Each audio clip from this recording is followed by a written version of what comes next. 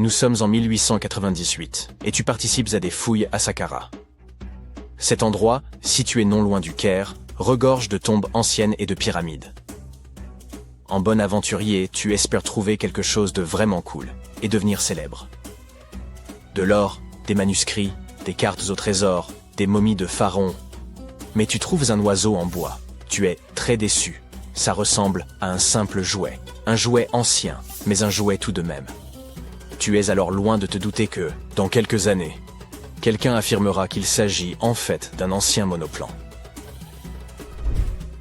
Cet objet, surnommé l'oiseau de Saqqara, est en bois de sycomore. Il a une envergure d'à peine 18 cm et pèse environ 40 grammes. Un beau souvenir de ton voyage en Égypte, à mon avis. Il a plus de 2000 ans et est assez simple, sans plumes gravées ni aucune autre décoration. Il a cependant un bec et des yeux, ce qui le fait un peu ressembler à un faucon, l'emblème du dieu Horus. Sa queue a quelque chose d'inhabituel, elle est carrée, étrangement droite, et on dirait qu'une pièce aujourd'hui manquante venait autrefois la compléter. Nous adorons résoudre les mystères, du coup, plusieurs théories ont été avancées au sujet de cet oiseau. La première, toute simple, est qu'il s'agissait d'un objet cérémoniel. La deuxième idée est qu'il s'agissait du jouet d'un enfant né dans une famille aisée. Il pourrait s'agir d'une sorte de boomerang, très populaire dans l'Égypte ancienne. Enfin, selon une autre théorie, l'oiseau aurait été utilisé comme girouette. Mais cette théorie n'a pas été retenue, car la figurine ne présente aucun trou ou marquage, à l'exception de celui qui a été fait au musée du Caire pour la fixer sur son socle. Il n'y avait donc jadis aucun moyen de l'accrocher. Près d'un siècle après la découverte de l'oiseau, l'égyptologue Khalil Messia a proposé une nouvelle théorie selon laquelle il pourrait s'agir d'un modèle de monoplan. Selon lui, il manquait à l'oiseau un empennage horizontal. Par ailleurs, ses ailes étaient placées à angle droit, comme celles des avions modernes. Cela aurait pu servir à générer la portance aérodynamique nécessaire au vol. Le docteur Messia a également affirmé qu'il était courant à l'époque de placer des modèles miniatures d'inventions technologiques dans les tombes. Les anciens Égyptiens ont-ils vraiment inventé l'avion en 200 avant notre ère? Cela aurait beaucoup contrarié les frères Wright, que l'on considère comme les inventeurs de l'aviation. Ils n'ont effectué leur premier vol qu'en 1903. Afin de nous en assurer, il nous faudrait tester le modèle. Mais le musée égyptien ne laisserait probablement personne lancer en l'air cette précieuse pièce de collection. C'est pourquoi le concepteur de planeurs, Martin Grégory, a construit un modèle similaire, cette fois en balsa, et a pu conclure que même avec un empennage horizontal, cet avion n'était pas très performant. Affaire résolue. Et non. Une chaîne de télévision n'a pas trouvé cela convaincant et a donc invité un expert en aérodynamique à construire une autre réplique de notre oiseau. Il l'a testé dans des conditions similaires à celles de l'Égypte ancienne et a été impressionné par ses capacités. Ainsi, si le prototype d'un avion a bien été inventé à l'époque des pharaons, il s'agirait d'un OPART, ou objet manufacturé incongru, en français. Soit un objet anachronique, en avance sur son temps en termes de technologie ou d'histoire. Et l'oiseau de Saqqara n'est pas le seul exemple d'une telle chose. En 1901, un groupe de plongeurs a découvert la machine d'Anticythère dans une épave sous-marine près de l'île grecque du même nom. On l'a surnommée le premier ordinateur analogique du monde. Et on pense qu'elle date d'environ 100 ans avant notre ère. Le mécanisme en bronze pouvait indiquer la position du Soleil, de la Lune, des planètes et des étoiles, ainsi que les phases lunaires, les dates des prochaines éclipses solaires, et même la vitesse à laquelle la Lune se déplace dans le ciel. Personne ne sait exactement qui l'a utilisé, ni comment ou où il a été fabriqué. Mais il est évident qu'il était extrêmement précis et bien trop avancé pour son époque. Les premières toilettes à chasse d'eau ont-elles été inventées au XXe siècle? Et non. Les Minoens de Crète et la civilisation de la vallée de l'Indus ont mis au point cette super invention à peu près à la même époque, il y a environ 4000 ans. Leur modèle de plomberie était si bien conçu qu'il a fallu attendre 2000 ans avant de voir apparaître quelque chose d'aussi performant. Une ancienne toilette minoenne a été découverte dans le palais de Knossos. Elle était équipée d'un siège de bois placé juste au-dessus d'un tunnel qui conduisait l'eau d'un réservoir vers un égout souterrain. D'autres toilettes nécessitaient un apport d'eau à l'aide de cruches. Seuls les riches pouvaient s'offrir un tel luxe. À l'époque, si tu possédais un bien immobilier, les toilettes chasses d'eau étaient le signe de ton appartenance aux plus hautes sphères. Les portes automatisées étaient une chose nouvelle en 1931. Mais la technologie qu'elles utilisent est en fait beaucoup plus ancienne. Elle date du 1er siècle de notre ère. Le mathématicien et ingénieur Héron d'Alexandrie imagina à cette époque un système capable d'ouvrir et de fermer les portes. Pour faire fonctionner son invention, il fallait allumer un feu. Un pot en laiton était placé sous le feu, à moitié rempli d'eau. Le pot était ensuite relié à des récipients qui servirent de poids. Grâce à la chaleur, l'eau se déplaçait dans les récipients qui descendaient et tiraient sur les cordes. Rien à voir avec une porte de supermarché qui s'ouvre et se ferme grâce à l'électricité. La porte de Héron mettait des heures à s'ouvrir, et il n'y avait aucun moyen d'arrêter le processus. C'est pourquoi on n'ouvrait les portes qu'une fois par jour, avant que les gens n'entrent dans les temples. Cela ajoutait un peu de mystère aux cérémonies. Incroyable. Il semblerait que la toute première batterie ait été inventée à Bagdad, il y a environ 2000 ans. Un archéologue allemand a découvert une jarre d'argile de forme ovale en 1938. Les scientifiques ne savent toujours pas à quoi elle servait ni qui l'a inventée. Selon une théorie, elle aurait été utilisée pour galvaniser des objets avec des métaux précieux. Lorsqu'elle était remplie d'un acide faible, comme du vinaigre, la batterie produisait environ 1 volt. Selon une autre théorie, il s'agirait d'un récipient destiné à recevoir des rouleaux sacrés. Que dirais-tu de lentilles de contact conçues par Léonard de Vinci? En 1508, il inventa une lentille de verre munie d'un petit entonnoir. Il n'y avait qu'à verser de l'eau à l'intérieur, et cela améliorait la vision. Mais ce n'était pas super pratique. 100 ans plus tard, René Descartes décida d'améliorer cette idée. On dit lentilles de contact, parce qu'elles sont censées entrer en contact avec les yeux, tu vois? Ce tube de verre rempli de liquide permettait une meilleure vision. Mais il était hélas impossible de cligner des yeux. 2 siècles et demi plus tard. La technologie du verre permit aux scientifiques de concevoir des lentilles qui s'inséraient dans l'œil et permettaient même à leurs porteurs de cligner des yeux. Une belle invention. Toutefois, ces lentilles étaient fabriquées en verre soufflé et l'œil ne pouvait pas respirer. Une 50aine d'années plus tard, les concepteurs adoptèrent le plastique, plus léger, incassable et résistant aux rayures, même si les lentilles couvraient encore l'œil entièrement. Ce n'est qu'en 1948 qu'un certain Kevin Tuohy ponça une lentille en plastique et se rendit compte qu'elle restait en place même en ne couvrant que la cornée. Imagine-toi vivre dans le Londres du 19e siècle et avoir besoin d'envoyer un message à New York. Cela prenait alors une dizaine de jours. Du coup, lorsqu'en 1858 les délais passèrent de quelques jours à quelques heures, ce fut une véritable révolution. Le premier message fut envoyé par la reine Victoria elle-même, grâce à un câble télégraphique transatlantique qui passait sous l'océan. Hélas, cette invention ne survécut que quelques semaines. Et il fallut attendre des années pour qu'on puisse à nouveau s'en servir.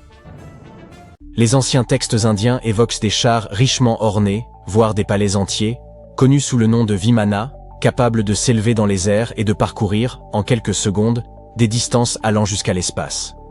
Si certains considèrent ces Vimana comme relevant exclusivement de la mythologie indienne, d'autres estiment qu'ils pourraient s'inspirer d'une technologie véritable, perdue au fil des siècles. Selon les textes de l'ancien Veda indien, il existait des Vimana variés, comme le Vimana éléphant doté de plusieurs moteurs, ainsi que de nombreux modèles portant des noms d'animaux ou d'oiseaux. Certains étaient conçus pour des trajets locaux, d'autres pour voyager à l'étranger, et d'autres encore pour explorer la Lune ou d'autres planètes. Ils pouvaient atteindre des vitesses stupéfiantes. L'un des Vimana possédait la capacité exceptionnelle de se rendre invisible. Un autre, en forme de sphère, était propulsé par les vents de Mercure. ce modèle aurait produit un rayon immense, comparable à celui du Soleil, et un bruit retentissant semblable au tonnerre. Tous les Vimana étaient réputés indestructibles et parfaitement adaptés au combat. Pour piloter un Vimana, il fallait maîtriser un ensemble de connaissances, comparables à celles requises pour un pilote d'avion moderne, et regroupées en 32 secrets. Ils incluaient la structure de l'engin, les techniques de décollage et de manœuvre en toute sécurité, ainsi que des savoir-faire spécifiques comme comment se rendre visible ou invisible, comment se dissimuler, comment être rapide, ou encore comment gérer les phénomènes de contraction et d'expansion. Pour échapper à ses adversaires, le pilote d'un Vimana devait se hisser jusqu'à la 8e couche atmosphérique au-dessus de la Terre et tirer parti de la puissance des rayons solaires obscurs. Si cette consigne peut paraître étrange, d'autres instructions, plus plausibles, conservent une certaine pertinence dans le contexte de l'aéronautique moderne. Certaines sections des textes dédiés aux Vimanas mettent en lumière des aspects tels que les itinéraires de vol, la formation des pilotes, la navigation, mais également les tenues appropriées pour ces derniers, ainsi que les aliments recommandés pour de longs trajets. Ces écrits recèlent également des informations techniques détaillées sur l'utilisation de métaux absorbant la chaleur, les types de métaux employés et leurs points de fusion. Les défenseurs de l'idée que les Vimanas étaient plus que de simples mythes estiment que les anciens Indiens n'auraient probablement pas consacré autant de précision à une vulgaire légende. Ainsi, ces palais volants pourraient avoir été réels et extraordinairement en avance sur leur temps, à l'image de nombreuses autres inventions indiennes. Au VIe siècle avant notre ère, un chirurgien indien du nom de Sushruta a rédigé ce qui est considéré comme le premier manuel de médecine et de chirurgie. Surnommé le père de la chirurgie pour ses contributions, Sushruta a catalogué des centaines de plantes médicinales et décrit des interventions chirurgicales complexes. Il a notamment consigné des instructions pour des reconstructions nasales, ainsi que des greffes de peau transférées d'une partie du corps à une autre.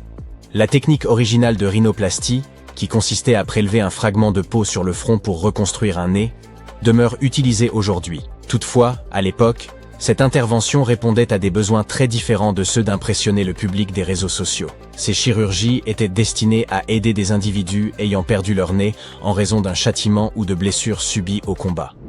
C'est à un prodige des mathématiques indiens de l'Antiquité, nommé Aryabhata, que nous devons l'invention du zéro. Bien qu'elle puisse paraître anodine, cette découverte a été cruciale, car sans elle, il n'existerait ni système binaire, ni ordinateur. Avant le 5e siècle de notre ère, les gens se contentaient d'un simple symbole pour indiquer l'absence de valeur. Grâce à cette invention, l'addition, la soustraction et bien d'autres opérations sont devenues infiniment plus simples. Vous pouvez observer le plus ancien zéro connu, gravé sur le mur d'un temple de Gwalior, en Inde. Dès 1500 avant notre ère, voire plus tôt, la civilisation de la vallée de l'Indus utilisait des règles en ivoire. Ces instruments, retrouvés lors de fouilles sur les sites de l'actuel Pakistan et du nord-ouest de l'Inde, étaient couramment employés en architecture avec une précision remarquable. Chaque règle comportait des unités mesurant un peu plus de 3 cm, minutieusement divisées en sous-unités précises, jusqu'à une tolérance de 2 millièmes de centimètre. L'invention suivante relève davantage du concept que de l'objet tangible. La standardisation consiste à fixer des règles communes en s'appuyant sur un ensemble de critères, qu'ils soient humains, matériels ou d'intérêts variés. L'une de ces applications les plus notables, à laquelle nous sommes aujourd'hui habitués, est celle des poids standardisés. Que l'on utilise des livres ou des kilogrammes, ces mesures universelles sont essentielles, n'est-ce pas? Pour cela, nous devons un grand merci aux marchands de la civilisation arapéenne, qui vivaient il y a près de 4000 ans. Ces derniers utilisaient des poids standardisés pour mesurer aussi bien des céréales que des produits de luxe. Leur système de mesure reposait sur des bases mathématiques décimales et binaires. Bien qu'ils n'aient pas disposé de technologies avancées, ils ont atteint une précision remarquable grâce à des calculs complexes et à l'utilisation ingénieuse de matériaux tels que le sable pour la construction. Leur expertise en matière de standardisation s'est diffusée jusqu'en Perse et en Asie centrale, devenant ainsi une norme mondiale en matière de pesée. Si le yoga est votre pratique favorite, vous avez une excellente raison de rendre hommage aux anciens sages indiens. Le yoga a été mentionné pour la première fois dans les Védas de la civilisation de l'Indus-Sarasvati, dans le nord de l'Inde, il y a plus de 5000 ans. Avec le temps, cette discipline a été perfectionnée et enrichie, devenant une vaste philosophie comprenant plus de 200 écrits sacrés consacrés à l'art d'atteindre l'illumination. Au début de notre ère, le yoga a pris une nouvelle dimension grâce à l'écrivain hindou Patanjali, qui a structuré la pratique dans son œuvre, les Yoga Sutras. cette discipline s'est transformée en une méthode complète de rajeunissement du corps et en une pratique visant à prolonger la vie, avec des postures que l'on continue à exécuter sur les tapis d'aujourd'hui. Ce n'est qu'au XIXe siècle que le yoga a gagné le monde occidental, où il s'est rapidement propagé. Le jeu d'échecs, souvent considéré comme le jeu de prédilection des intellectuels, est également une invention indienne. Son ancêtre, connu sous le nom de Chaturanga, était un jeu de stratégie sur plateau qui a commencé à se populariser environ 3000 ans avant notre ère. Cette version primitive des échecs se jouait à 4 joueurs au lieu de 2 et comportait 64 cases. Chaque participant disposait de 8 pièces, allant des pions au roi, en passant par les fous et les cavaliers. À cette époque, on n'utilisait pas de dés classiques à 6 faces, mais un dé oblong. Les joueurs qui s'affrontaient étaient en réalité regroupés en 2 équipes selon leur position.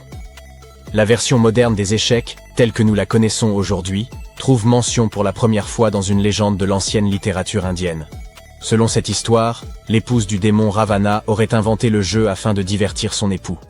Le mot shampooing trouve son origine dans un terme hindi signifiant apaiser ou pétrir. Cette substance, inventée en Inde en 1762, servait à l'origine pour les massages crâniens, d'où son nom. Le premier shampoing était composé d'huile naturelle et de plantes. Les commerçants britanniques, séduits par cette idée, l'ont ramené en Angleterre. Puis il aura fallu plusieurs années pour que cette huile de massage évolue en shampoing tel que nous le connaissons aujourd'hui, mais son origine reste indienne. Contrairement aux Grecs anciens, qui portèrent des peaux d'animaux, les Indiens ont commencé à cultiver le coton dès les 5e et 4e siècles avant notre ère. Ils utilisaient des fils de coton pour fabriquer des textiles, qui devinrent rapidement très prisés en Méditerranée et au-delà. Le jute et la laine trouvent également leurs racines en Inde. Le Cachemire, célèbre pour être la laine la plus fine et la plus luxueuse, provient de la région du même nom, située à la frontière de l'Inde, du Pakistan et de la Chine. Quant aux boutons ornant ces vêtements de Cachemire, ils ont également une origine indienne. Il y a environ 5000 ans, la civilisation de la vallée de l'Indus transformait des coquillages en forme géométrique percés de petits trous. Ces ornements, d'abord purement décoratifs, furent ensuite utilisés pour attacher les vêtements. Lorsque l'on évoque les pionniers de la communication radio, le nom de Marconi est souvent celui qui domine. En 1909, il a même reçu le prix Nobel de physique pour ses travaux révolutionnaires. Pourtant, un autre génie, longtemps resté dans l'ombre, mérite d'être reconnu. Sir Jagdish Chandra Bose. Dès 1895, Bose a démontré le potentiel des ondes de communication radio. Lors d'une expérience à l'hôtel de ville de Calcutta, il a transmis une onde électromagnétique sur une distance de 23 mètres, traversant des murs, déclenchant une cloche et enflammant même de la poudre à canon. Marconi s'est inspiré de l'invention de Bose, le cohéreur à mercure, pour développer sa propre radio bidirectionnelle. Hélas, Bose n'a pas breveté son invention, et il n'a obtenu la reconnaissance de son génie qu'1 siècle plus tard. Les égyptologues examinent depuis fort longtemps le moindre centimètre carré du site entourant la Grande Pyramide, mais ils ont pourtant négligé cette étonnante baignoire en granit rose enfouie à quelques kilomètres de là. Voici ce qu'il en est. Ce mystérieux tube ovale qui repose depuis des années à côté de la pyramide de Khéops pourrait prouver que les Égyptiens ont construit les pyramides non seulement à des fins architecturales, mais également pour produire de l'électricité, bien avant Alessandro Volta et Thomas Edison. Le plateau de Gizeh est célèbre pour ses 3 pyramides, celle de Khéops, celle de Képhren et celle de Mykérinos. Mais 2 structures plus petites se trouvent tout près, la grande excavation de Zawiet El Aryan et la pyramide de Kaaba. Certains chercheurs affirment que ces constructions n'ont jamais été achevées, tandis que d'autres pensent qu'elles ont été détruites pour des raisons plus mystérieuses. L'une de ces raisons pourrait être liée à l'utilisation initiale des pyramides de Gizeh. On pense en effet qu'elles servaient à produire de l'électricité. Pour relier ces différents éléments, il faut remonter au début du XXe siècle. C'est à cette époque qu'un architecte et égyptologue italien nommé Alessandro Barsanti décida d'examiner la pyramide de Zawiet El Aryan. Près du site, il remarqua quelque chose d'inhabituel, des fragments de granit éparpillés. Pour un passant ordinaire, cela aurait semblé insignifiant, mais Barsanti vit tout de suite ce dont il s'agissait. En effet, les Égyptiens de l'Antiquité utilisaient souvent ces sites pour préparer les pierres avant de les transporter vers leur destination finale. La présence de granit sur le sol l'intrigua. Le granit était un matériau plus coûteux que le calcaire généralement utilisé pour les pyramides, ce qui suggérait qu'il avait peut-être été destiné à une structure importante et cachée. À une profondeur de 21 mètres, les archéologues découvrirent peu après un énorme bloc de granit rose. Ils poursuivirent les fouilles et mirent au jour d'anciennes inscriptions gravées dans les pierres. Ils envoyèrent les dessins à des experts, mais personne ne parvint à les déchiffrer. S'agissait-il d'instructions? C'est alors que Barsanti fit sa plus grande découverte. Il trouva une cuve ovale sculptée dans du granit rose que l'on avait poli pour lui donner un aspect miroitant. La cuve avait été soigneusement scellée. Lorsqu'ils l'ont ouverte, ils ont trouvé un mince résidu noir sur ses parois. Une substance huileuse. Cette découverte souleva de nombreuses questions dans l'esprit de Barsanti. Il ne comprenait pas pourquoi les Égyptiens de l'Antiquité avaient pris tant de précautions pour sceller et protéger cette étrange cuve. En 1911, Barsanti dut abandonner ses efforts visant à élucider le mystère de cette fosse. Cependant, ces découvertes intriguèrent les chercheurs du monde entier, qui émirent leurs propres hypothèses. L'une de ces théories modernes suggère que les pyramides auraient pu faire partie d'un ensemble plus vaste. Selon elle, la pyramide de Khéops aurait en réalité servi de pompe à eau destinée à irriguer cette région désertique. Apparemment, les chambres internes de la pyramide fonctionnaient comme un système hydraulique. Dans les années 1990, un ingénieur prit cette théorie au sérieux et étudia la chambre souterraine de la pyramide. À sa grande surprise, il trouva des traces de dégâts causés par l'eau.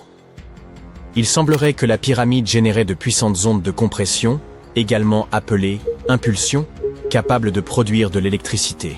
Cela a soulevé une question importante. Les anciens Égyptiens auraient-ils utilisé les pyramides comme générateurs pour produire de l'électricité?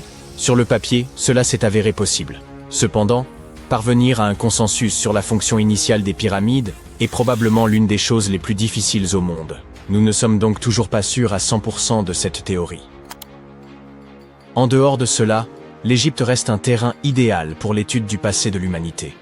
Les scientifiques viennent de découvrir ce qui ressemble à un centre de commande cosmique, similaire à la fameuse salle que l'on voit dans les films mettant en scène Doctor Strange.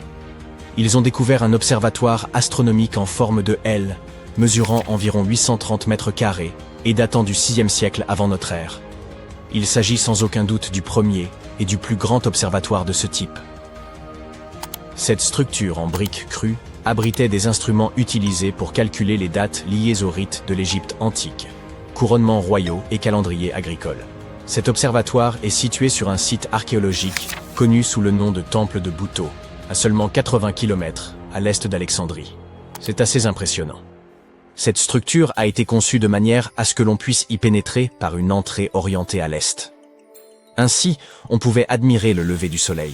Une fois à l'intérieur, on découvrait un cadran solaire géant, utilisé pour mesurer le temps en suivant le mouvement des ombres à l'intérieur de la salle. Ce cadran solaire mesurait près de 5 mètres de long. Ce fut une découverte passionnante.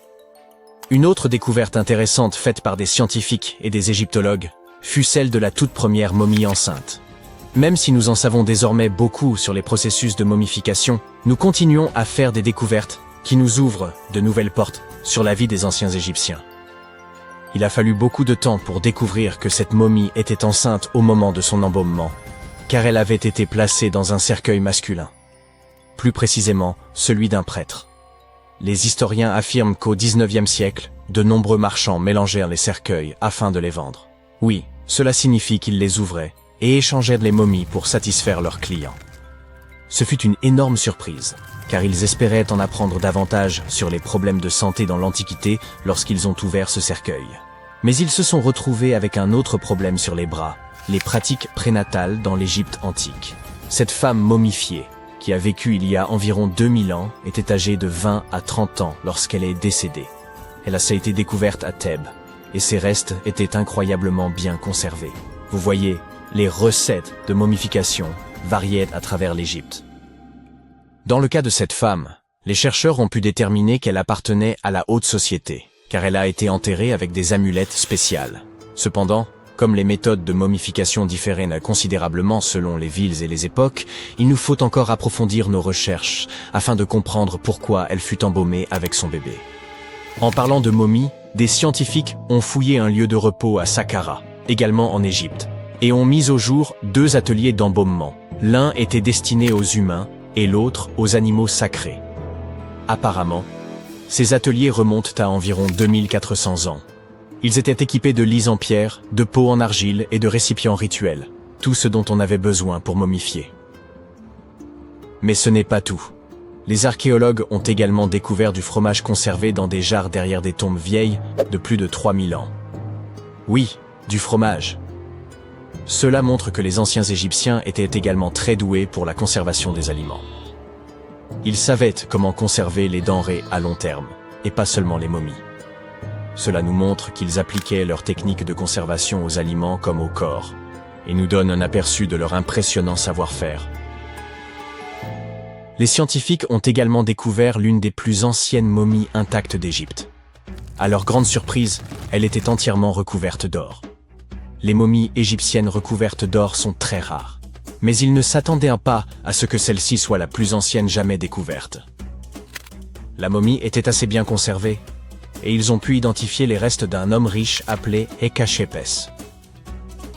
De nombreux symboles témoignent de son importance, notamment le bandeau qu'il portait sur la tête et le bracelet sur sa poitrine.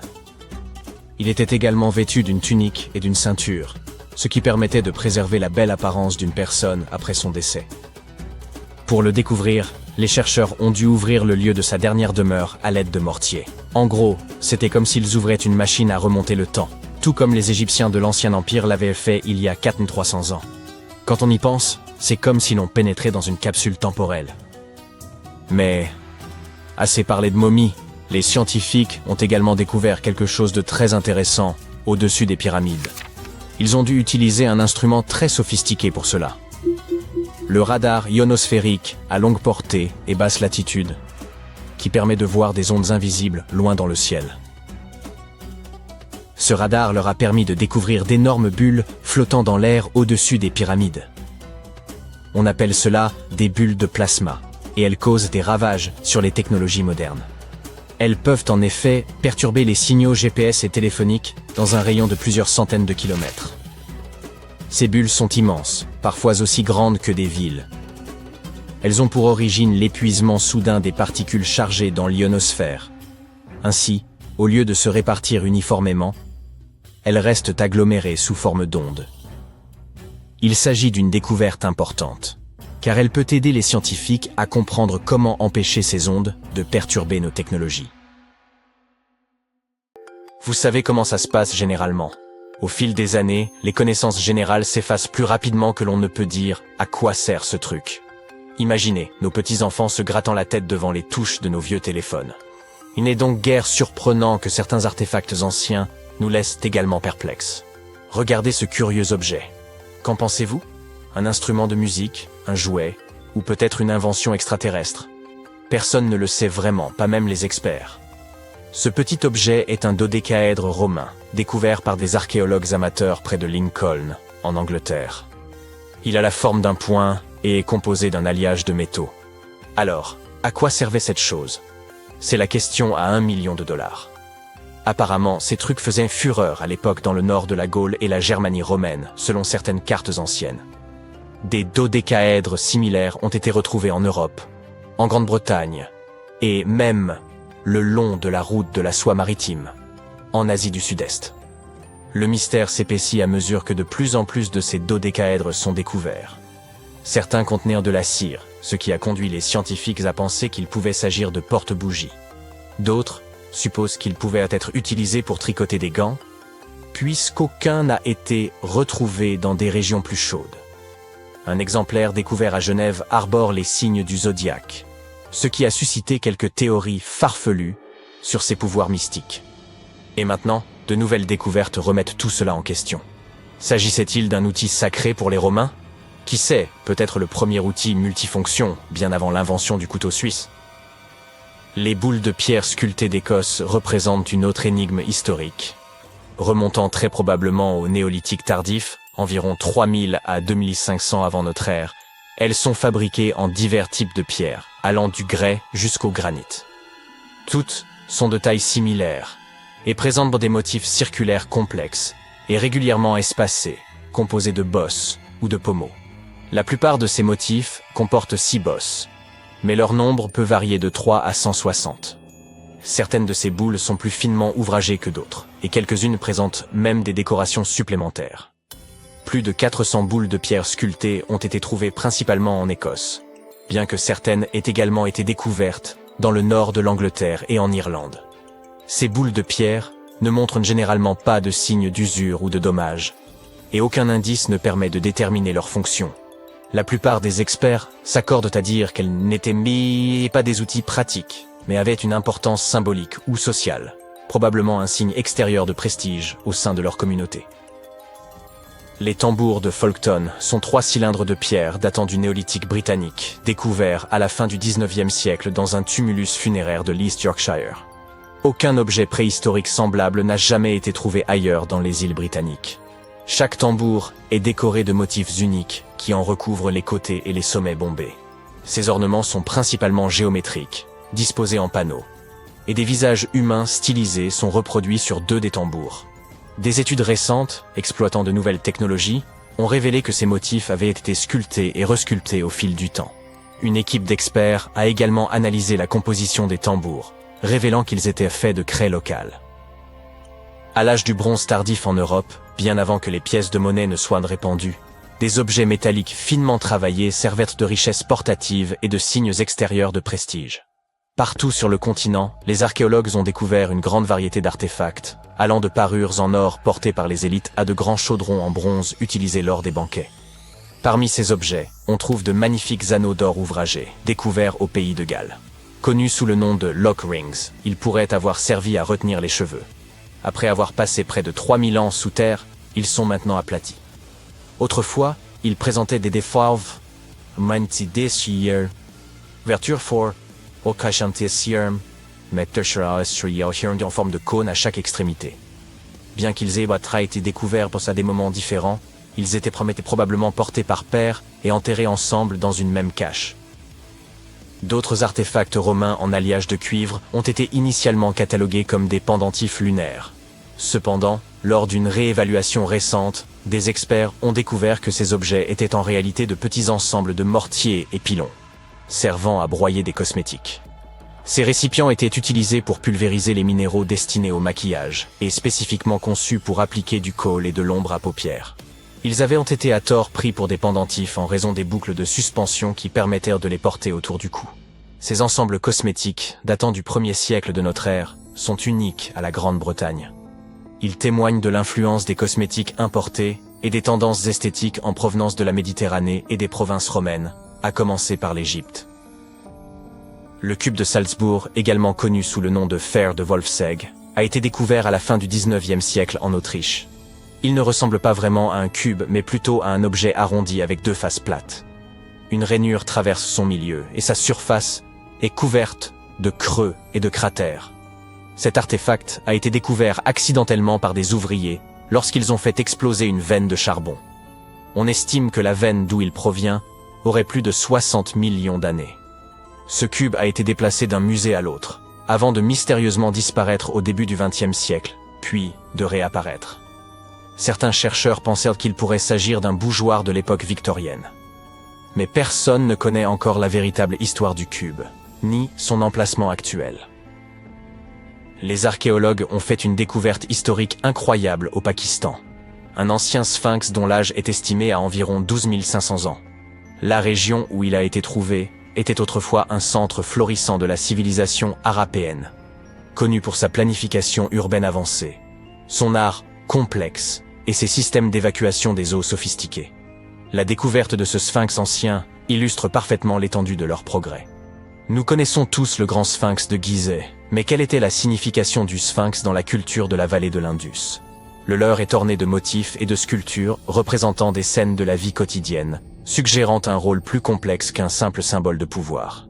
Il pourrait représenter l'équilibre de l'homme avec la nature, ou même une divinité associée à l'agriculture. Arica, au Chili, est situé sur les dunes sablonneuses du désert d'Atacama, réputé comme le désert le plus aride au monde. Bien avant que cette ville côtière ne soit fondée au XVIe siècle, le peuple Chinchorro habitait cette région. Les archéologues ont découvert des centaines de leurs momies. Et la datation au radiocarbone a révélé que ces dernières avaient plus de 7000 ans, ce qui les rend plus vieilles de 2000 ans que les célèbres momies égyptiennes. Les Chinchorro utilisaient des techniques sophistiquées pour préserver les momies, sans se contenter de compter sur le climat aride. Contrairement aux Égyptiens, ils ne momifièrent pas seulement les membres de l'élite, mais tous les individus, indépendamment de leur âge ou de leur rang social. Les habitants de l'actuel Arica sont tellement habitués à découvrir des momies dans leur jardin qu'ils ne trouvent pas étrange de vivre parmi elles. En hiver 1850, une violente tempête accompagnée de marées exceptionnellement hautes a frappé la côte ouest de l'archipel des Orcades, en Écosse. Le vent et les vagues ont arraché la tourbe qui recouvrait un monticule, révélant des structures de pierre en dessous. Un géologue amateur a donc décidé d'excaver le village de Skara Brae, qu'il croyait dater de l'âge du fer, soit de 500 avant à 500 après notre ère. Il est parvenu à mettre au jour les vestiges de 4 maisons et de nombreux artefacts provenant de 2 villages. Ceux-ci avaient été ensevelis sous le sable, ce qui a permis une conservation exceptionnelle. La datation au carbone n'existait pas encore à l'époque, ce qui rendait difficile la détermination de l'âge exact de ces villages. Presque un siècle plus tard, grâce aux nouvelles technologies, les chercheurs ont finalement pu établir que ce site datait du néolithique, de 3100 J.I.C. à 2500 J.I.C. On peut encore y voir des meubles taillés dans la pierre et des lits préhistoriques. Les archéologues et les historiens travaillant sur la célèbre armée de terre cuite pensent qu'elle pourrait avoir été inspirée par les sculptures grecques anciennes. Cela indiquerait un contact culturel entre l'Orient et l'Occident bien plus tôt que nous ne le pensions. Bien avant l'établissement de la route de la soie. Une influence occidentale a probablement existé en Chine durant le règne de son premier empereur, qui a saisi le trône en 246 avant Narcisse. Avant cette époque, la Chine n'avait pas pour coutume de réaliser des sculptures grandeur nature. Les soldats en terre cuite antérieure étaient beaucoup plus gamme, beaucoup plus chime,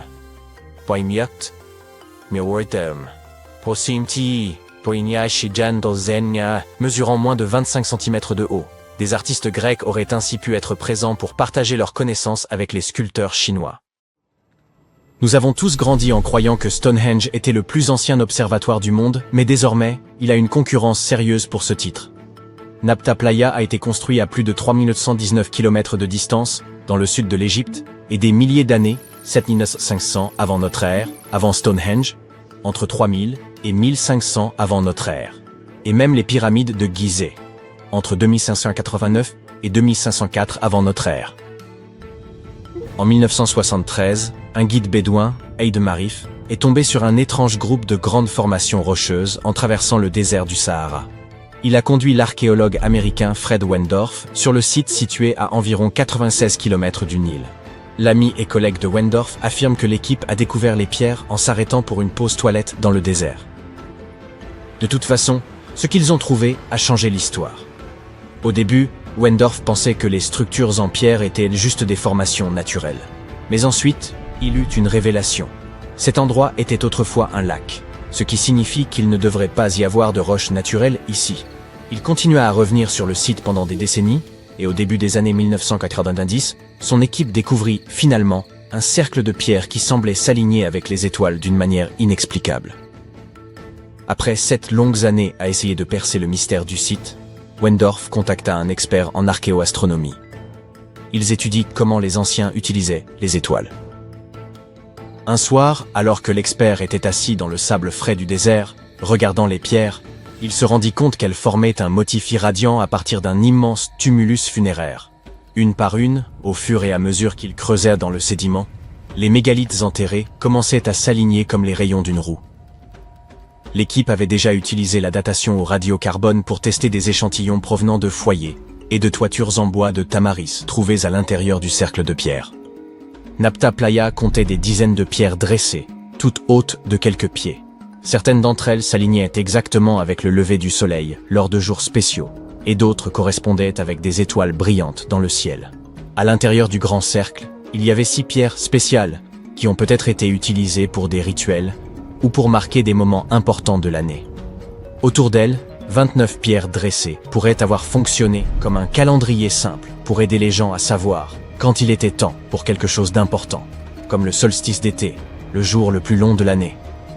Lorsque le soleil se levait juste au bon endroit, c'était un signe que la saison des pluies approchait. Le cercle de pierre était autrefois aligné avec les étoiles les plus brillantes du ciel septentrional. Arcturus, Sirius et Alpha du Centaure. Certaines pierres pointaient même vers la constellation d'Orion. En suivant le mouvement d'Arcturus à travers le ciel, ils ont découvert qu'il correspondait parfaitement au cercle autour de 4800 avant notre ère.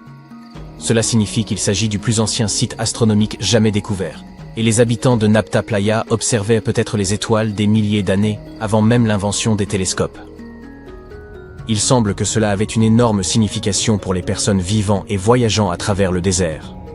Il y a plus de 1000 ans, la longue, froide et sèche ère glaciaire qui avait duré des dizaines de milliers d'années commençait enfin à s'estomper. L'Afrique du Nord a reçu des pluies et des moussons massives qui ont rempli les lacs saisonniers, Playa. Ainsi, certaines parties du désert se sont transformées en oasis éphémères. Pour les peuples nomades qui parcouraient dans cette terre inhospitalière, ces pluies estivales étaient tout. Leur mode de vie tout entier tournait autour du bétail. Lorsque les archéologues ont ouvert le tombeau central à Nabta Playa, ils ont découvert des ossements de bovins et même un énorme rocher sculpté en forme de vache. Les personnes qui l'ont construit ont utilisé les étoiles pour se guider et trouver des points d'eau cachés comme Nabta Playa, qui contenait probablement de l'eau pendant environ 4 mois par an, à partir des moussons d'été. Mais il n'y avait pas d'étoiles polaires à l'époque. Ils se sont donc plutôt orientés en utilisant les étoiles brillantes et la façon dont le ciel semblait tourner en cercle au-dessus d'eux. Lorsque les lacs étaient au plein, les pierres debout étaient en partie submergées. Et depuis la rive ouest, vous pouviez voir le reflet des étoiles sur l'eau sombre. Nabta Playa est bien moins célèbre que Stonehenge, peut-être parce que ces pierres étaient enterrées, alors que le célèbre site en Angleterre était accessible aux visiteurs depuis des milliers d'années. Malheureusement, lorsque Nabta Playa est devenu célèbre, certains touristes ont endommagé des parties en déplaçant des pierres, ce qui a perturbé les alignements stellaires anciens. Pour le protéger, les autorités ont déplacé l'ensemble vers un musée, où les gens peuvent voir les pierres et la statue de vache sculptée sans les endommager. L'observatoire égyptien n'est pas la seule construction semblable à Stonehenge. Il existe des versions qui ont été utilisées à des fins différentes. De l'Allemagne, anneau de Pemelt, et la France, alignement de Karnak, aux États-Unis, Stonehenge d'Amérique dans le New Hampshire et aux Andes dans le nord du Pérou. Ce dernier est en fait l'une des plus anciennes grandes structures jamais construites dans cette région. La place circulaire est constituée de 2 immenses murs de pierre disposés en anneaux. Elle était probablement utilisée pour des cérémonies et des rassemblements.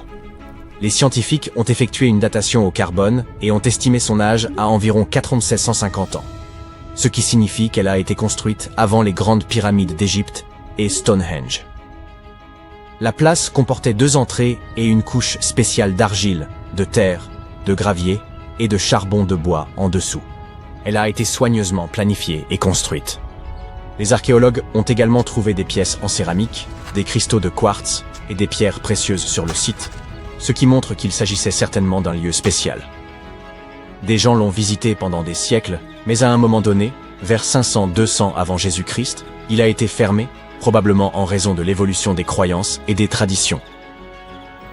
La découverte la plus récente, février 2025, est celle des vestiges d'un grand cercle de bois, datant approximativement de la même époque, et ayant des parallèles avec Stonehenge, tout en haut, au Danemark. Cette structure en plein air faisait probablement partie d'une zone spéciale où les peuples préhistoriques du néolithique final et de l'âge du bronze ancien, nommé 1600 à 1600 avant l'ère commune, se rassemblaient pour des rituels et des cérémonies. Le cercle était composé de 45 gigantesques poteaux en bois, formant un énorme anneau d'environ 30 mètres de large. Le bois a disparu maintenant, mais les scientifiques pensent que de hauts bois se dressaient autrefois dans les trous et créaient une impressionnante henge de bois. Personne ne sait exactement à quoi ces cercles étaient utilisés, mais les archéologues ont trouvé des ossements d'animaux et des restes de nourriture sur des sites similaires. Donc les gens se rassemblaient, probablement là pour des festins et des rituels. En 2024, des scientifiques ont découvert 2 cercles de pierres anciens datant de la période néolithique dans le parc national de Dartmoor, en Angleterre. Certains archéologues pensent qu'ils pourraient former un arc sacré. Beaucoup des structures de pierre de Dartmoor ont été construites en forme courbée sur les hauteurs au centre de la zone. Il y a longtemps, Dartmoor était couvert de forêts, donc les gens ont peut-être utilisé ces hauteurs comme repères importants. Un des nouveaux cercles découverts s'intègre à l'intérieur de cet arc, mais l'autre est à l'extérieur, au nord. Cela aurait pu être un point d'entrée dans l'arc. Il y a également une levée de terre près des pierres, qui ressemble à d'autres sites néolithiques célèbres, comme le cercle de Brodgar en Écosse et Stonehenge lui-même. Cela signifie que les personnes qui ont construit ces cercles ont peut-être visité Stonehenge ou en ont été inspirées. Des archéologues à Oman ont découvert d'anciens monuments en pierre appelés trilithes, qui ont reçu le surnom de Stonehenge arabe. Ils ont été achevés il y a environ 2000 ans. Mais personne ne sait avec certitude qui les a construits ni pourquoi. Les scientifiques ont également trouvé des haches en pierre extrêmement anciennes, âgées de 3000 à 1,3 million d'années, datant de l'époque où les premiers humains ont quitté l'Afrique. Sur un autre site, Nafun, au centre d'Oman, des archéologues ont découvert une tombe néolithique datant d'environ 5000 à 4600 avant notre ère. Il y a 2 chambres contenant les ossements de dizaines de personnes sous une gigantesque structure mégalithique. À proximité, ils ont également découvert des gravures rupestres réalisées par des personnes qui ont vécu dans la région de 5000 avant notre ère à 1000 de notre ère. Et puis, il y a un autre sosie de Stonehenge, cette fois en Arabie Saoudite, qui a été utilisé comme complexe d'appartements il y a des milliers d'années. Des archéologues ont découvert un total de 345 cercles de pierre, en examinant des photos aériennes d'un champ de lave. Chaque cercle mesure entre 4 et 8 mètres de large et possède au moins une grande pierre dressée au centre. Ces structures conservent encore des vestiges de murs de pierre et de portes. Les cercles de pierre comme Stonehenge sont souvent associés à des cérémonies et des rituels, mais les scientifiques disent que de nombreuses maisons anciennes étaient en réalité construites en forme ronde et que les maisons rectangulaires ne sont devenues courantes que bien plus tard dans l'histoire. En novembre 1922, un garçon marchant dans les montagnes désertiques d'Égypte a découvert des marches antiques taillées dans la roche. Par la suite, cette découverte est devenue l'une des plus grandes et des plus importantes découvertes archéologiques au monde. Cette marche faisait partie du tombeau intact de Toutankhamon. Les archéologues ont trouvé environ 5000 objets anciens, dont des bijoux, des tissus, des vases peints et des masques funéraires. Tu as probablement vu l'un d'entre eux. Il est devenu l'un des attributs les plus reconnaissables de l'Égypte ancienne. Plus de 100 ans se sont écoulés depuis. Aujourd'hui, l'humanité s'est enfin rapprochée d'une autre découverte de grande envergure, la tombe de Cléopâtre. Cette reine a été la dernière souveraine active du royaume ptolémaïque d'Égypte, qui a siégé sur le trône de 51 à 30 avant notre ère. Il existe de nombreux documents anciens sur Cléopâtre, son règne et sa personnalité hors du commun. Mais jusqu'à présent, personne n'avait découvert les secrets de son décès et de son lieu de sépulture. Kathleen Martinez, archéologue, étudie depuis des décennies les documents anciens et les temples autour d'Alexandrie et a conclu que la tombe de la reine devait se trouver sous la cité antique de Taposiris Magna, Tapusiris Magna, fondée en 280 avant notre ère. Il s'agissait d'une grande ville située sur la côte nord de l'Égypte, où des dizaines de milliers de personnes travaillaient dans le commerce et l'industrie. Et il semble que les suppositions du docteur Martinez se soient révélées exactes. Avec un groupe d'archéologues, elle a découvert un tunnel souterrain secret près d'Alexandrie, d'une longueur d'environ 1300 mètres. Il a été creusé dans la roche sous le temple de Taposiris Magna. Au cours des fouilles, ils ont trouvé de nombreux éléments qui indiquent que la tombe de Cléopâtre se trouve dans les profondeurs du tunnel. Il est également possible qu'elle y soit enterrée avec le commandant romain Marc-Antoine. Selon des documents anciens, Cléopâtre et Marc-Antoine s'aimaient et s'opposaient ensemble au Sénat romain, qui déclarait Antoine traître. Le fait que des catastrophes naturelles se soient produites sur le territoire de Taposiris Magna pendant des milliers d'années peut compliquer les fouilles.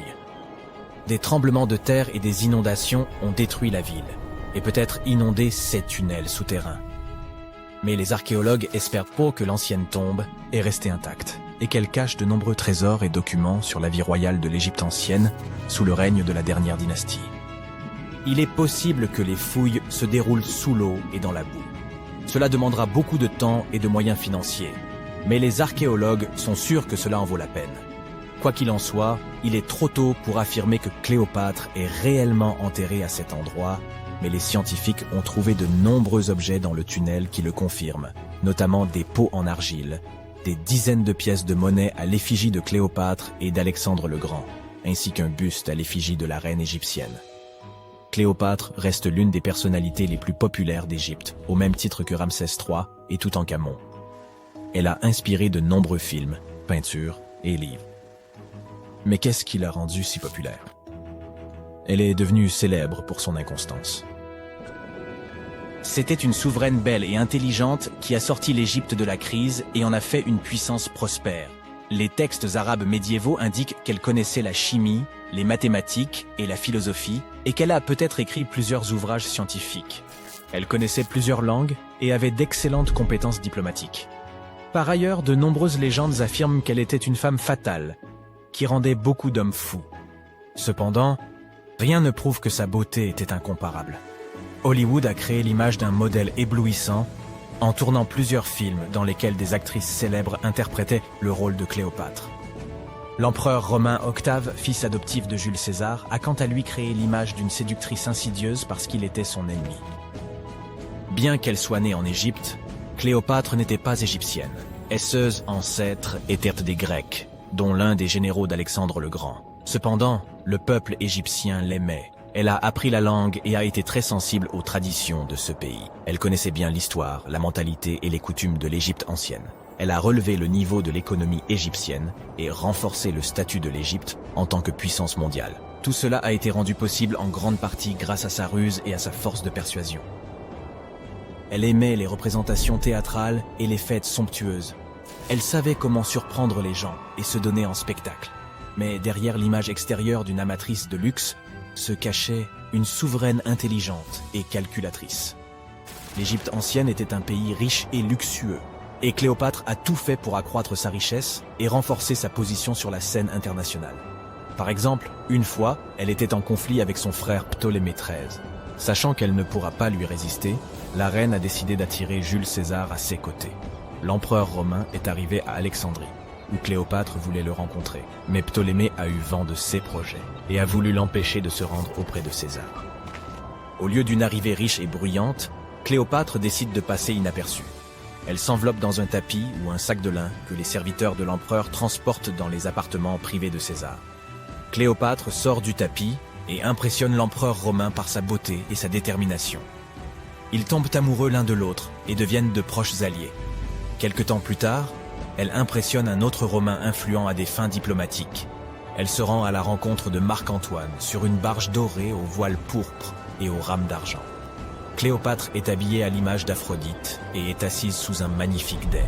Zeus, serviteur, déguisé en Cupidon, souffle dans son éventail et brûle de l'encens. Mais Cléopâtre a créé un tel spectacle pour une raison bien précise. Elle savait qu'Antoine vénérait la mythologie grecque et se considérait comme l'incarnation de Dionysos. Cette femme l'impressionne tellement qu'il finit par l'épouser. Cléopâtre défend sa couronne, renforce son alliance avec Rome et donne 3 enfants à Antoine. En Égypte, ils organisent de grandes fêtes et jouissent de la richesse et du pouvoir. Cependant, la relation d'un haut fonctionnaire avec la reine égyptienne provoque un scandale à Rome. Comme Octave est le principal adversaire d'Antoine dans la lutte pour le pouvoir, il exploite la situation pour ternir la réputation de son concurrent. Il utilise la propagande pour faire de Cléopâtre une séductrice insidieuse aux yeux des citoyens romains. Il accuse Antoine d'avoir succombé à ses charmes. Le Sénat romain soutient Octave et déclare Cléopâtre ennemie. En 33 avant notre ère, ce conflit atteint son apogée lorsque la marine d'Antoine affronte la flotte d'Octave. Ce dernier l'emporte et oblige son ennemi à fuir en Égypte avec Cléopâtre. Selon certaines sources, il se serait réfugié près d'Alexandrie. Poursuivi par les Romains, il se cache dans l'un des palais de Cléopâtre et trouva la mort. Certaines légendes racontent que Cléopâtre était experte en poison. Elle aurait provoqué la morsure d'un serpent venimeux, une vipère ou un cobra égyptien. Selon une autre légende, elle se serait piquée avec une aiguille empoisonnée. Une théorie veut que Cléopâtre ait toujours transporté une ampoule de poison dans sa brosse à cheveux. Lorsqu'elle était coincée, elle imbibait l'aiguille de ce poison et se piquait. Rien de tout cela n'est certain. Les scientifiques tentent toujours de découvrir la vérité. Peut-être que lorsqu'ils atteindront la tombe de Cléopâtre, le monde obtiendra plus de réponses sur son destin tragique. Elle est considérée comme la dernière souveraine d'Égypte. Après sa mort, Octave pille ses palais et ses temples et retourne à Rome, où il devient le principal empereur. Il gouverne le pays avec succès et en élargit les frontières. Son règne s'est achevé à l'âge de 75 ans. L'histoire du monde aurait été différente si Cléopâtre et Marc-Antoine n'avaient pas perdu cette bataille navale. À propos, saviez-vous qu'il s'est écoulé plus de temps entre le règne de Cléopâtre et le volume de Neil Armstrong sur la Lune qu'entre le règne de la reine égyptienne et la construction de la grande pyramide de Gizeh? Armstrong a posé le pied sur le satellite de la Terre en 1969, soit 2038 ans après la naissance de Cléopâtre. Et la construction de la pyramide a eu lieu en 2560 avant notre ère. Imagine la longueur de l'histoire de l'Égypte ancienne. Cléopâtre est plus proche de nous dans le temps que les pyramides. As-tu déjà entendu parler de Göbekli Tepe? C'est un site ancien en Turquie qui a littéralement fait réécrire les livres d'histoire par les historiens. Il y a plus de 11 000 ans, un groupe d'hommes préhistoriques a créé ce chef-d'œuvre énigmatique qui serait même plus ancien que Stonehenge. Avant sa découverte, les archéologues croyaient que les gens ne connaissaient pas encore le fer et n'étaient pas bien doués pour faire de la poterie. Ils étaient convaincus que la vie sédentaire n'avait émergé qu'avec le besoin d'agriculture. Mais Göbekli Tepe a déjoué cette croyance. Ce lieu a révélé que c'était le temple qui avait ouvert la voie à une vie sédentaire et non pas un mode de vie agraire. Jusqu'à cette découverte, les chercheurs pensaient que c'était l'agriculture qui avait été le catalyseur de la vie sédentaire. Voici le professeur Schmidt, l'homme dont les découvertes ont bouleversé cette théorie. Il a réussi à prouver que des communautés de chasseurs-cueilleurs avaient posé les toutes premières fondations de ce mode de vie. Retour dans les années 60, d'autres archéologues ont visité la région, mais ils ont totalement manqué le coche. En arpentant la région, ils sont tombés sur une colline, où étaient dispersées quelques dalles de calcaire, et en ont conclu qu'il s'agissait simplement d'un ancien cimetière datant du Moyen-Âge. Ils étaient à loin de se douter qu'il y avait tant à découvrir. En 1994, Schmidt s'est lancé dans sa propre enquête sur les sites préhistoriques de la région. Et surprise, il a immédiatement réalisé qu'il avait découvert quelque chose d'extraordinairement unique. Contrairement aux plateaux plats et stériles voisins, Göbekli Tepe présentait un sommet doucement arrondi, s'élevant à 15 mètres au-dessus du paysage environnant. De façon plutôt comique, la traduction du nom de cet endroit est « la colline Ventru ». Schmidt était sûr que seuls des humains auraient pu créer une chose pareille.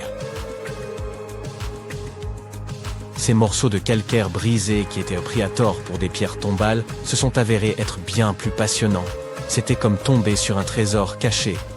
Les fragments ont pris un tout nouveau sens, et Schmidt, avec son équipe, se sont apprêtés à plonger dans les secrets cachés sous la surface. À leur grande surprise, ils n'ont trouvé aucune trace d'habitation. Pas de foyer pour cuisiner, pas de maison, et aucun de ces adorables bibelots d'argile communément trouvés dans des sites voisins du même âge. Cependant, ils ont découvert que ces peuples anciens employaient déjà des outils, comme des marteaux en pierre. Schmidt et son équipe ont donc réfléchi ensemble et se sont livrés à une estimation audacieuse de l'âge des structures en pierre de Göbekli Tepe. Leur estimation a été confirmée par quelques datations au carbone effectuées sur place. L'aspect si ancien de ce lieu commençait enfin à avoir du sens. C'était comme un puzzle qui s'assemblait lentement. On pourrait penser qu'à l'époque, les gens n'avaient pas d'outils dédiés à la création de quelque chose d'aussi impressionnant que Göbekli Tepe. C'est faux. Il s'avère que ces hommes préhistoriques utilisaient des outils en silex au lieu de burin en métal sophistiqué. Ils étaient également doués pour tailler le calcaire plus doux et créer des piliers sur place. Ensuite, ils charriaient les piliers sur une courte distance jusqu'au sommet et les plaçaient verticalement. Une fois que les anneaux de pierre étaient terminés, on les couvrait de couches de terre. Avec le temps, on ajoutait de nouveaux anneaux, et voilà. Ça nous donne une colline épatante pour impressionner les gens dans le futur.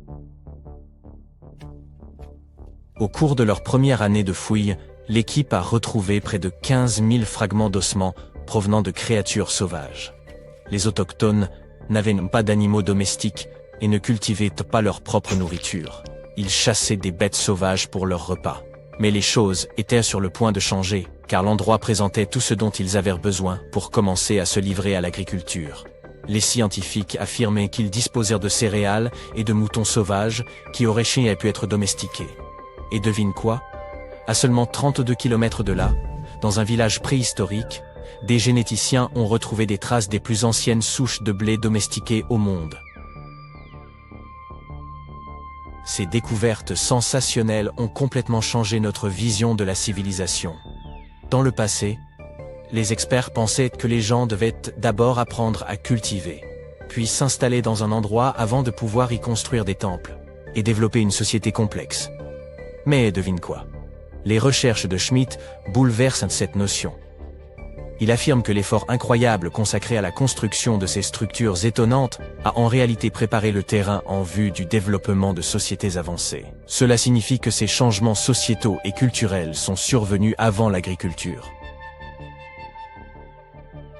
Schmitt entretient cette hypothèse fascinante à propos de Göbekli Tepe. Il pense qu'il aurait pu s'agir d'un lieu de sépulture spécial où les gens laissèrent leurs proches. Et voici le plus beau. Le site funéraire était orné de statues élégantes et de symboles représentant des divinités de l'autre monde. L'idée que Göbekli Tepe aurait pu servir de site sacré ajoute une autre couche de complexité à notre histoire. Alors que le véritable intérêt du site peut nous échapper, les réflexions de Schmitt nous invitent à considérer le lien profond qui unit la vie et l'au-delà et le respect que ces sociétés de chasseurs-cueilleurs auraient peut-être nourri pour leurs défunts ancêtres. Maintenant, évoquons les stars du spectacle. Les fascinantes colonnes en forme de T qui dominent Göbekli Tepe.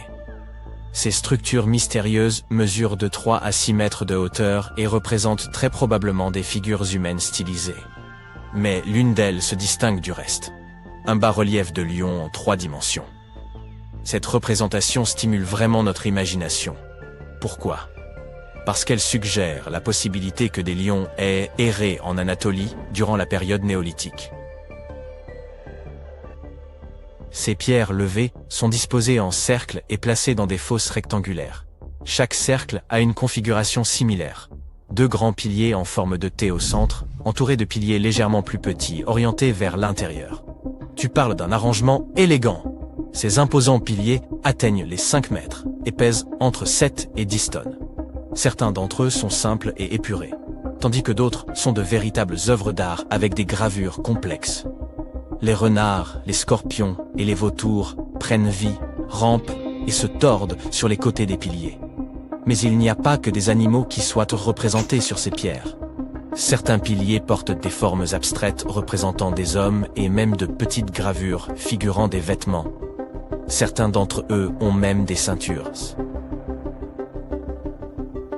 Enfin, il y a un pilier qui se démarque des autres, comme une véritable rockstar. Ce très ancien pilier de pierre suggère qu'une comète se serait écrasée sur Terre. Cela s'est produit pendant une période froide qui a duré environ un millénaire. Des études antérieures, examinant les carottes de glace du Groenland, avaient déjà évoqué cette théorie de la comète. Mais maintenant, les gravures de Göbekli Tepe la confirment. Les gravures de ces piliers sont comme une bande dessinée historique. Elles montrent même une figure humaine sans tête.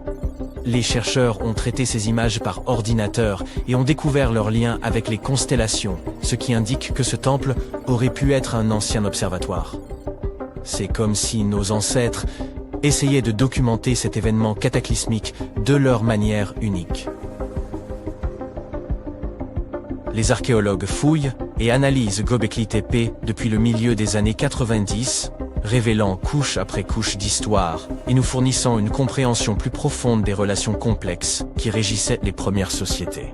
Et ils n'ont aucune intention de s'arrêter pour les 150 années à venir. Qui sait ce qu'on trouvera encore? Car vois-tu, Göbekli Tepe a été uniquement considéré comme un site rituel, sans signe d'activité domestique. On nous a laissé croire que l'absence d'eau signifiait qu'il ne pouvait pas supporter de communauté semi-sédentaire. Mais les chercheurs pensent qu'il est temps de secouer les choses et d'approcher Göbekli Tepe avec un regard neuf. Il pourrait être bénéfique de remettre en question ce que nous croyions auparavant et d'utiliser de nouvelles preuves et différentes façons de penser. Ainsi, il pourrait y avoir un groupe de personnes vivantes dans cette région qui ne restaient pas au même endroit tout le temps. Ils se déplaçaient un peu mais savaient tout de même une culture propre, vivant dans la région de manière semi-sédentaire. Göbekli Tepe n'est pas seulement l'emplacement d'un temple unique, mais aussi d'une incroyable collection de plus de 20 structures anciennes.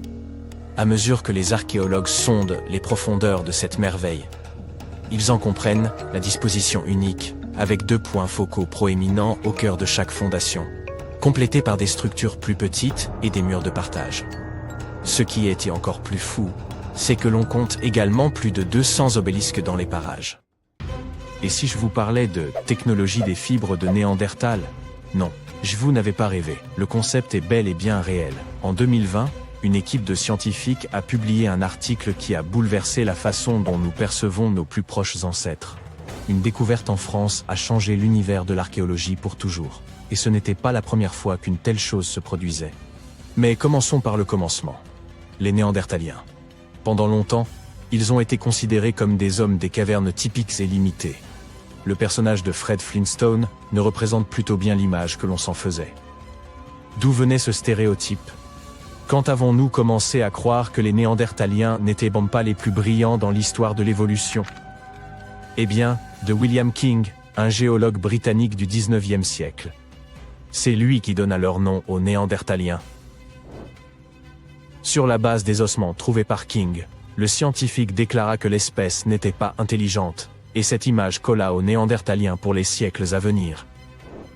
Mais un bout de ficelle d'une longueur de 6,2 mm changea complètement la donne. Une petite vallée fluviale, sèche, abri du maras, fut le lieu de la grande découverte. Les archéologues y découvrirent un fragment de corde à côté d'un outil en pierre. Ces fibres torsadées auraient pu être utilisées pour tout, de la confection de vêtements aux filets de pêche. Pour la préhistoire, il s'agit d'une technologie de pointe, que les Néandertaliens semblaient maîtriser. Les scientifiques savaient déjà que ces premiers hommes fabriquaient du goudron à partir d'écorces de bouleau et qu'ils produisaient des perles à partir de coquillages. Il existe même des preuves de l'existence d'un art néandertalien. En d'autres termes, ils étaient loin d'être primitifs.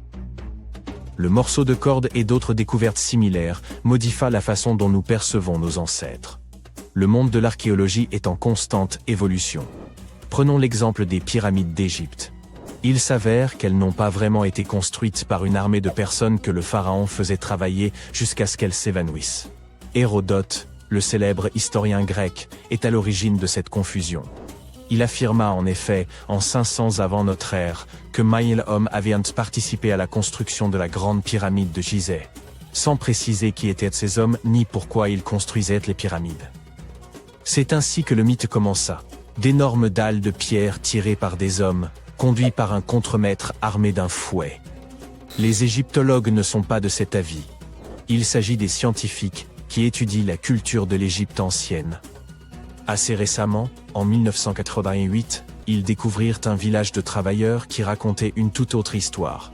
Certes, les ossements des travailleurs témoignaient d'un travail acharné, mais le secteur de la construction est très exigeant physiquement, même aujourd'hui. Il a fallu près de 6 ans et 12 000 hommes pour achever le plus haut bâtiment du monde, Burj Khalifa. De retour en Égypte, 3 fois plus d'ouvriers achevèrent la Grande Pyramide, en environ 2 décennies. Un exploit impressionnant d'ingénierie ancienne, n'est-ce pas? Les supérieurs traitaient si bien d'elles les Égyptiens, qui construisaient les pyramides. Leur régime était riche en protéines. Ils bénéficiaient de soins médicaux et étaient correctement rémunérés. En fait, ils vivaient mieux que la population non active. Et ils vivaient avec leur famille à proximité du chantier. Les archéologues savent tout cela parce qu'ils ont mis au jour des boulangeries et des dortoirs, avec des jarres à pain et d'autres types de nourriture. Signes semblant montrer que les pharaons étaient de bons employeurs, et que le marché du travail n'était pas si terrible que ça pour eux après tout. Ils conservaient également des registres papyrus détaillés de la construction en hiéroglyphes. Vous et moi serions bien incapables de lire ces lettres qui ressemblent à des dessins. Les égyptologues avaient le même problème. Cela faisait plus d'un millénaire que personne n'avait utilisé ce type de police.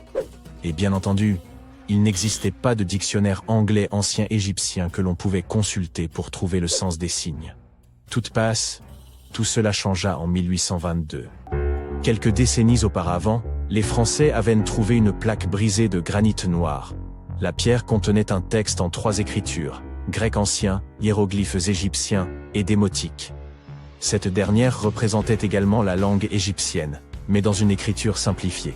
Les scientifiques datèrent la plaque à l'an 196 avant notre ère. Le contenu était un texte religieux. Le philologue et orientaliste français, Jean-François Champollion, fut le premier à déchiffrer le code. Car heureusement, les gens n'avaient pas oublié les lettres du grec ancien.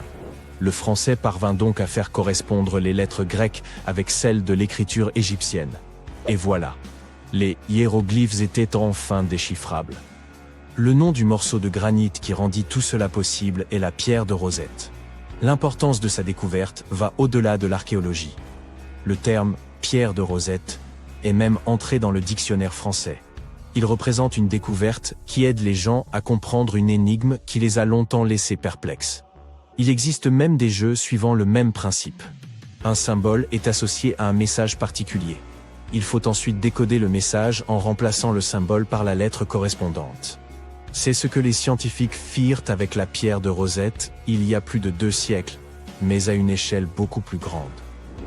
Savez-vous quelle est la plus ancienne langue déchiffrée en Europe? Elle porte un nom peu attrayant, le linéaire B. Ce syllabaire appartient à la langue grecque mycénienne. Le mycénien est antérieur de plusieurs siècles à l'alphabet grec ancien.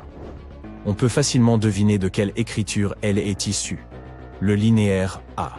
Les habitants de la Crète utilisaient le linéaire B il y a plus de 1000 ans, entre 1340 avant Jésus-Christ et 1190 avant Jésus-Christ. À la fin de l'âge de bronze, la civilisation grecque qui utilisait cette écriture disparut. Plus personne ne pouvait lire le linéaire B et, surtout, personne ne savait qu'il avait même existé. Les choses allaient changer au cours des premières années du XXe siècle. Un archéologue britannique du nom de Sir Arthur Evans fit la découverte d'un vaste complexe palatial à Knossos, en Crète, Grèce. Il s'agissait du centre de la culture minoenne, à l'origine de l'énigmatique écriture. Le palais comptait quelques 1300 pièces, ornées de peintures colorées représentant des dauphins, des griffons et des taureaux. Tout cela captiva l'imagination des archéologues, mais leur plus grande découverte passa d'abord inaperçue. Des milliers de plaques d'argile cuites. L'incendie qui avait détruit le palais avait en effet permis de préserver les tablettes. Lors de la découverte des plaques, il fut impossible de lire ce qui figurait, car il s'agissait d'une langue inconnue. La communauté scientifique dut attendre encore un demi-siècle avant de pouvoir déchiffrer les plaques. C'est Michael Ventris qui finit par déchiffrer le code. Il s'agit d'un architecte et cryptographe anglais. Ventris avait étudié le grec et le latin. C'est en assistant à la conférence du célèbre archéologue Arthur Evans que le jeune homme décida de résoudre une fois pour toutes l'énigme du linéaire B. Il y parvint en 1952. L'un des faits les plus étonnants dans les découvertes de Ventris est que l'écriture s'avéra être une forme archaïque de grec. Mais la cryptologie n'a toujours pas résolu le code du linéaire A. Un système qui restera un mystère jusqu'à l'arrivée d'un jeune motivé comme Michael Ventris. Ils n'auraient pas besoin d'être des archéologues professionnels. Basil Brown ne l'était pas. Et pourtant, en 1939, il découvrit la tombe du Haut Moyen-Âge la plus riche d'Europe, à Sutton Hoo, dans le sud-est de l'Angleterre. Il ne s'agissait pas d'une tombe ordinaire en pierre, mais d'un navire grandeur nature, 3 fois la longueur d'un bus londonien à impérial de 27 mètres. Et ce n'est pas tout. En dehors de sa fonction première, le navire renfermait un tas de richesses. Des bols suspendus de luxe, des récipients de fête, des accessoires vestimentaires en or et des textiles de luxe ne sont que quelques-uns des trésors découverts. Les archéologues furent également étonnés par l'argenterie provenant de la lointaine Byzance, que vous connaissez probablement sous le nom d'Istanbul, en Turquie. Même à notre époque, elle se trouve à plusieurs jours de route de Sutton Hoo, alors imaginez le temps et l'argent qu'il fallait pour importer un plat d'argent au 7e siècle. Selon les archéologues, c'est à ce moment-là que le bateau coula. Cela ne peut pas être la fête des Anglais. À cette époque, l'Angleterre n'existait pas. Les habitants des îles britanniques de l'époque étaient les Anglo-Saxons. Peut-être le navire des monticules herbeux du Suffolk a-t-il appartenu à l'un de leurs rois? Nous ne le saurons jamais. Le sol acide local a éliminé toute preuve possible. Ou peut-être qu'il n'y a jamais eu de pierre tombale. Il pourrait s'agir d'un cénotaphe, c'est-à-dire d'un monument funéraire construit à la mémoire d'une personne importante. les archéologues n'ont toujours pas de réponse définitive. Néanmoins, ce qu'ils trouvèrent à Sutton Hoo éclaire sur l'âge sombre, que les Anglais appellent Dark Ages. Avant la découverte du bateau, on ne savait pas grand-chose de ce qui s'était passé en Grande-Bretagne après le départ des Romains. Désormais, l'image de la société anglo-saxonne à l'époque est beaucoup plus claire. Et qui sait, peut-être le sol anglais sera-t-il le théâtre de la prochaine grande avancée en archéologie.